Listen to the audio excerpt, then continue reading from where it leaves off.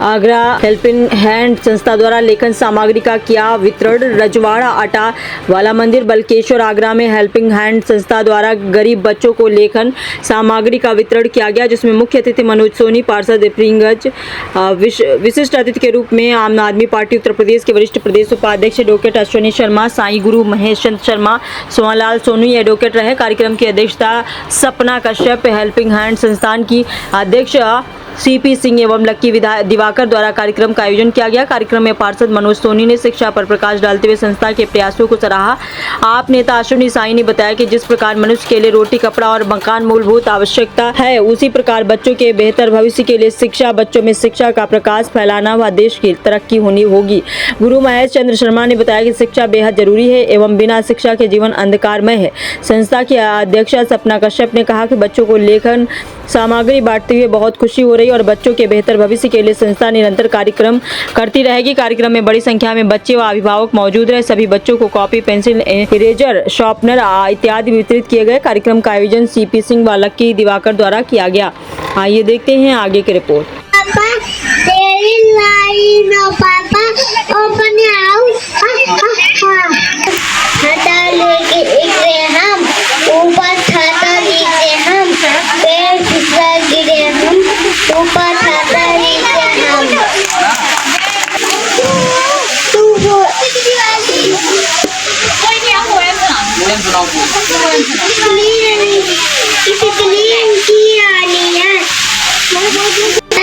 Motor तेज चला, हमको ठंडी हवा खिलाओ।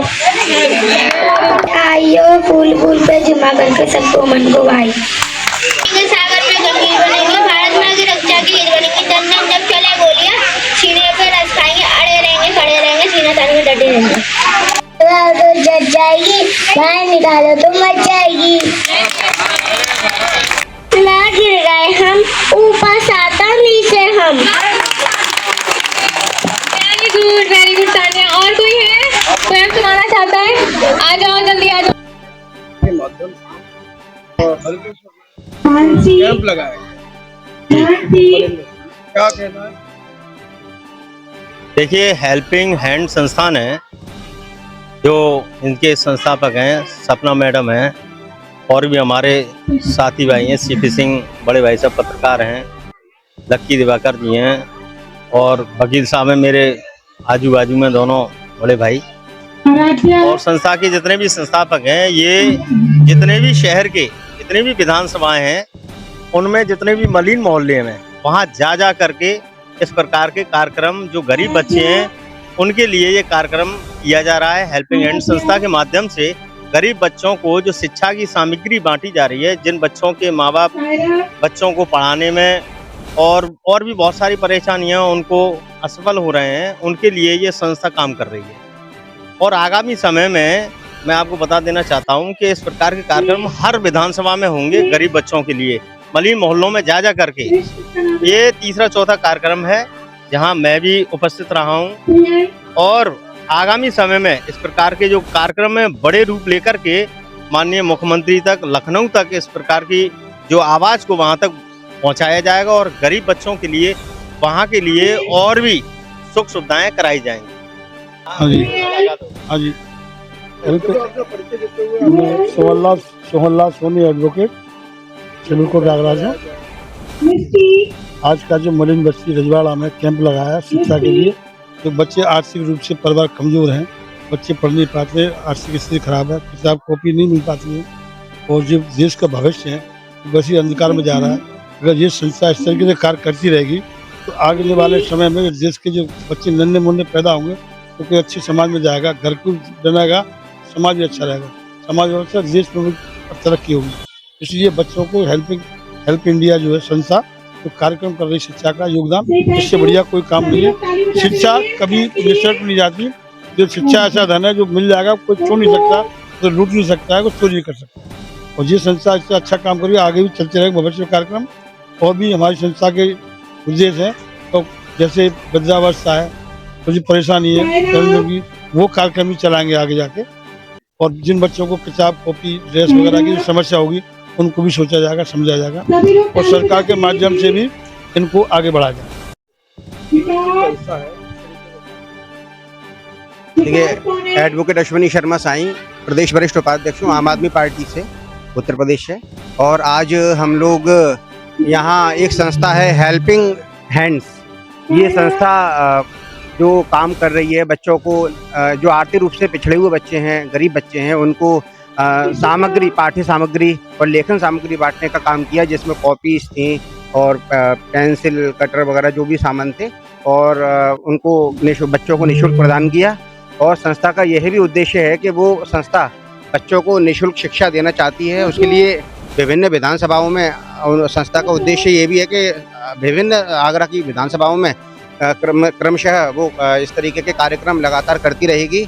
और हमारे साथ इस समय हमारे माननीय पार्षद जी भी हैं, जिनका विशेष सहयोग इस कार्यक्रम में रहा है। माननीय पार्षद जी श्री मनोज सोनी जी का, और हमारे वकील साहब हैं, हमारे वरिष्ठ अधिवक्ता, इनका सहयोग रहा है। और यहाँ की संस्था की जो मैम अध्यक्ष हैं श्रीमती सपना कश्यप जी, उनका बड़ा अच्छा योगदान है। और हमारे श्री लक्की दिवाकर जी हैं, जो यहाँ के इंचार्ज हैं मीडिया के, उनका भी विशेष योगदान है। और भी सब काफ़ी लोग रहे।